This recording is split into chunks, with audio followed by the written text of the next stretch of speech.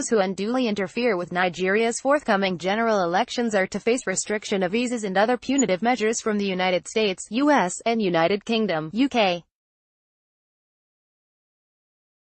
In two separate statements yesterday, both countries said they would be monitoring the elections closely to ensure that they are free, fair and credible. Specifically, the U.S. said although it had no preferred candidate, it was interested in the process because of Nigeria's relevance to Africa and the world.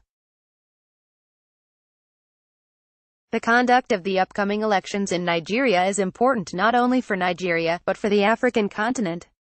The United States government does not support any specific candidate or party in the upcoming elections. We support the Nigerian democratic process itself. We support a genuinely free, fair, transparent, and peaceful electoral process. We and other democratic nations will be paying close attention to actions of individuals who interfere in the democratic process or instigate violence against the civilian population before, during and after the elections.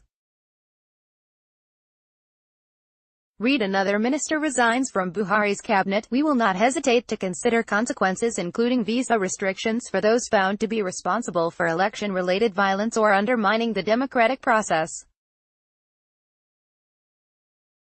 Under U.S. immigration law, certain violations may also lead to restrictions on family members. Similarly, the UK, in a statement, said it was committed to the growth of Nigeria's democracy through free and fair polls, promising to deploy several observers to monitor the exercise. It added that it would be on the lookout for those bent on using violence and social media to influence the outcome. 23 days to the presidential and National Assembly elections and 37 days to the governorship and states assembly polls, the British High Commission in Abuja would like to reaffirm our support for free, fair and peaceful elections in Nigeria.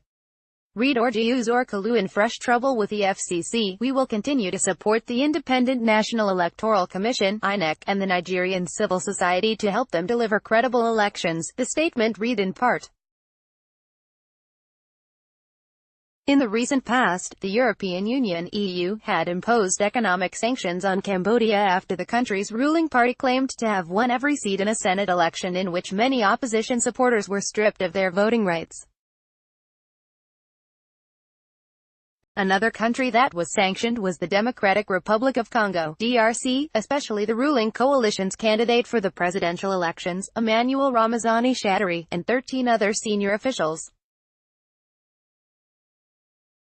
The economic bloc imposed sanctions in 2016 and 2017 on Shadary and 15 other nationals over violent crackdowns on protests and repeated delays to the election, which was originally meant to hold 2 years earlier. 2 of the 16 affected persons have since been transferred to a United Nations (UN) sanctions list. Read the AFCON 2019 qualifiers. NFF rejects Africa's request for new data. Sanctions ranged from travel bans to freezing of assets, even though the EU disclosed the possibility of reviewing the restrictive measures.